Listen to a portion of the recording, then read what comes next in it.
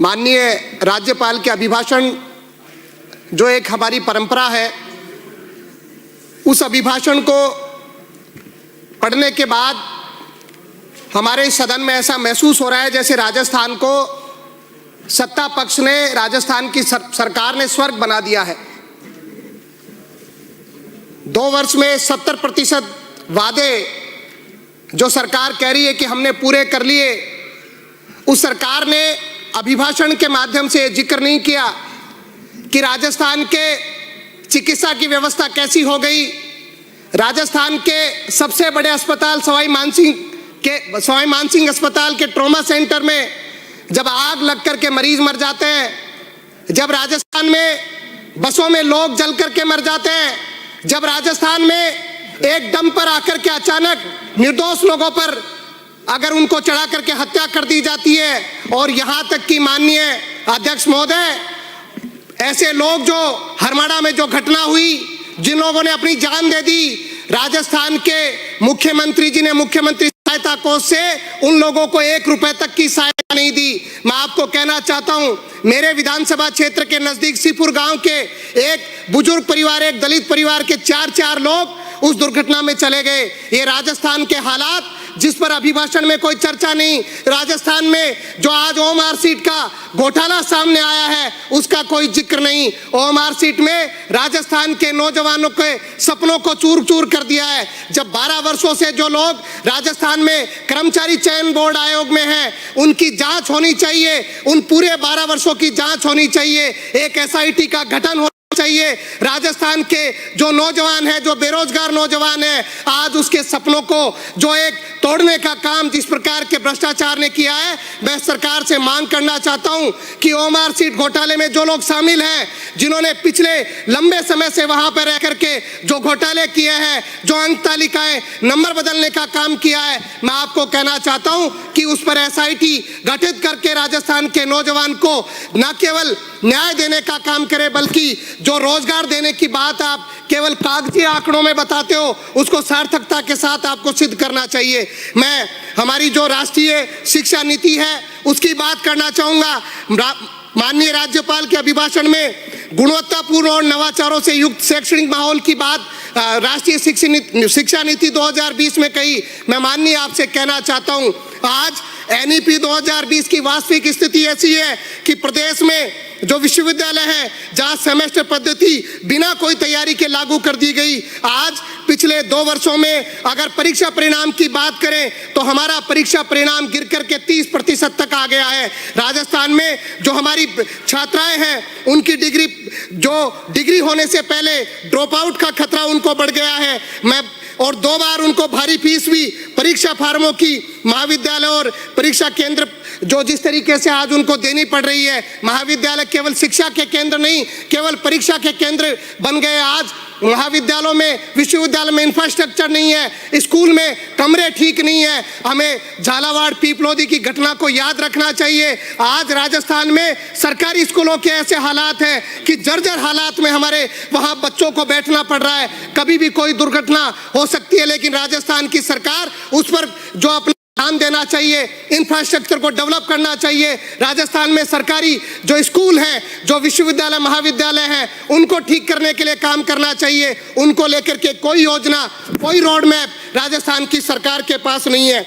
आप कह रहे हैं कि आपके संकल्प पत्र में कहा कि KG से PG तक छात्राओं को आप फ्री में शिक्षा देंगे, लेकिन मैं कहना चाहता हूं कि आप परीक्षा फीस के नाम पर 5,000 की राशि उन छात्राओं से ले रहे हैं, और जो KG से PG जो फ्री शिक्षा की आप बात करना चाह रहे हो, केवल वो ढिंडोरा पीटने का काम कर रहे हो। आप राजस्थान के नौजवान के साथ अन्याय करने का काम कर रहे हो। मैं आपसे कहना चाहूंगा माननीय अध्यक्ष महोदय, जिस तरीके से आपने कहा कि राजस्थान में गिव अप के नाम से जो खाद्य सुरक्षा में इतने नाम हटा दिए गए, मैं कहना चाहता हूं, सीधा कहना चाहता हूं कि आपने जबरदस्ती लोगों के नाम काटे, और जो वास्तव में जायज लोग थे, जिनको खाद्य सुरक्षा का जो हक मिलना चाहिए था, वो आज दर ऑफिसों में चक्कर काट रहे हैं। कभी DSO कार्यालय में जाते हैं, उनको उनका हक नहीं मिल रहा, उनका खाद्य में नाम नहीं जुड़ रहा। ये राजस्थान के गरीब के साथ अन्याय है, राजस्थान के मजदूर के साथ अन्याय करने का काम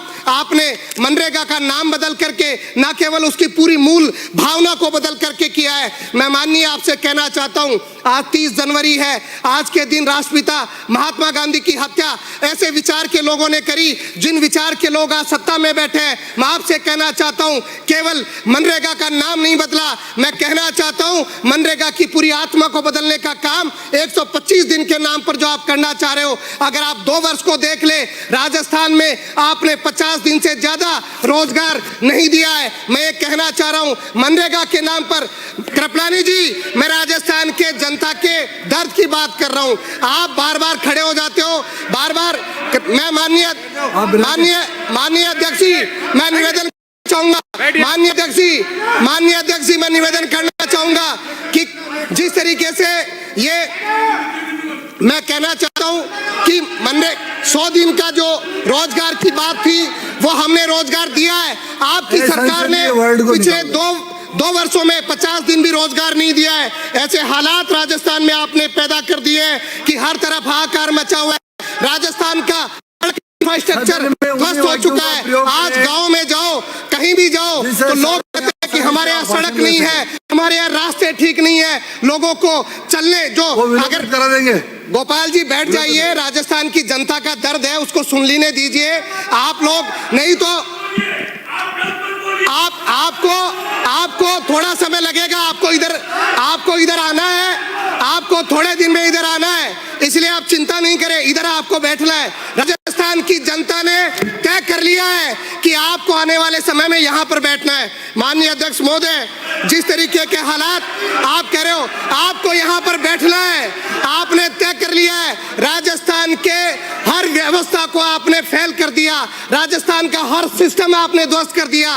राजस्थान की सरकार राजस्थान को पीछे ले जाने वाली सरकार है। आप पशुपालकों की बात कर रहे हो कि हम अग्रणी जगह पर आ गए। आपको कहना चाहता हूं, आपका क्या योगदान है पशुपालकों में? आपने जो मुख्यमंत्री दुग्ध, जो लोगों को संबल मिलने का 5 रुपए जो प्रति लीटर मिलता था, वो भी आप समय पर नहीं दे पा रहे। आप बात कर रहे हो पशुपालक की भले की, केवल आप आंकड़े गिना करके राजस्थान की जनता को बरगला सकते हो, लेकिन जनता आपकी हकीकत जानती है। और आने वाले समय में पंचायती राज चुनाव हो, नगर निकाय के चुनाव हो, जनता आपको जवाब देने वाली है। इसलिए आप तसल्ली से सुने। राजस्थान में जिस तरीके की आप एमएसपी की बात कर रहे हैं, एमएसपी दूर की बात है, आप सही मायने में किसान की बात नहीं सुन पा रहे, किसान के दर्द को नहीं समझ पा रहे। आज किसान को डीएपी यूरिया के लिए पुलिस के डंडे खाने पड़ रहे हैं, आज किसान को जगह जगह भटकना पड़ रहा है, कतार में लगना पड़ रहा है।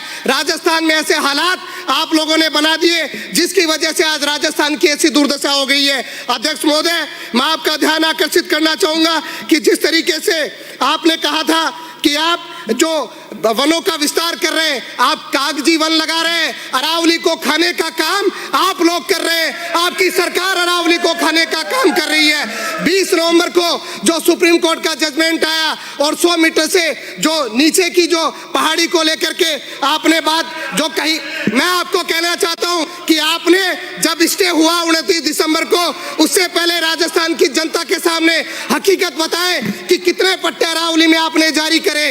आपने ऐसे हालात इस राजस्थान में बनाए हैं। आप पूरी वन व्यवस्था को ध्वस्त करना चाहते हैं, राजस्थान के पहाड़ खाना चाहते हैं। राजस्थान में बजरी माफिया आपके राज में पनपा है, हर प्रकार का माफिया आपकी सरकार में पनपा है। आज कानून व्यवस्था ध्वस्त हो चुकी है, दलित आदिवासी हर व्यक्ति के साथ अन्याय अत्याचार हो रहा है। राजस्थान का ऐसा हाल आप लोगों ने 2 वर्षों में किया है और आप गुणगान कर रहे हैं कि आपने संकल्प पत्र के 70% वादे पूरे कर दिए।